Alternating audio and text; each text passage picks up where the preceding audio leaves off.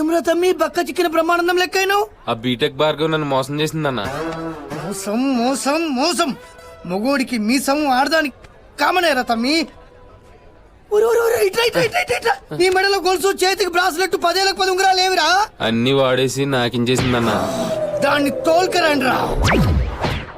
ఏంది పిలిపించడం? అన్ని ఎందుకు వదిలేసినవే? ఆగిన మీద ఫీలింగ్ కలగలే.